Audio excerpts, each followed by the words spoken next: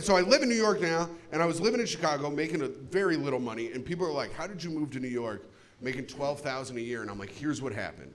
My buddy calls me. He says, hey, Tim, I got a room opening up, $500 a month in Brooklyn. You want to move? I was like, yeah, I'll move. Because when you're making 12 grand, you don't really have anything holding you to where you're at. So you can kind of go wherever you want. So I grab my 3 boxes of stuff. I hop on a plane, get to New York, room, strong word. Holy shit. Did he oversell the word room? I had 2 real walls, 2 walls that you could touch, right?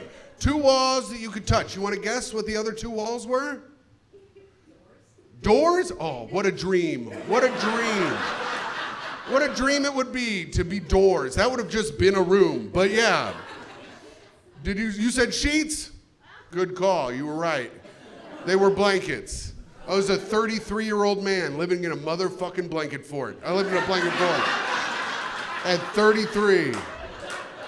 A blanket fort that I shared the blanket fort. I shared that basement with another man. He had 3 walls because he had just done the Colbert Show. So he got an extra wall. That was a rule at our house. You do TV, you get an extra wall. So I walk down there, I see the trash, I see the blanket fort, I see the other man with his gaming setup and his 3 walls, right? And I was like, oh, cool.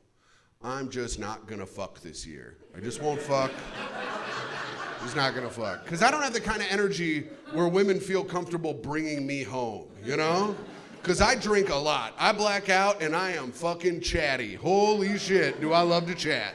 And everyone in New York has a roommate. And everyone in New York has a roommate, so I'm gonna be a conversation with that person's roommate the next day where their roommate's gonna be like, oh my God, who's that fucking loud fat guy that you brought over?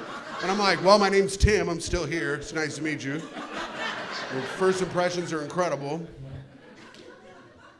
So I have to trick a woman into coming home with me. I gotta be right in that perfect zone where I ask her a question and then don't immediately interrupt her, right? That's the zone I've gotta be in. So I gotta be in that zone where a woman's like, hey, this guy's bringing it pretty hard, I'm gonna go with him. Then she goes down the stairs, sees the rape dungeon that I live in, right? Sees the trash, sees the blanket fort, sees the man in the back gaming, you know, just a man gaming. And she's like, oh yeah, I'll fuck you down here. I'm like, no, this was a test and you failed. So, you make bad decisions, lady, I gotta go. You can stay, but I gotta go.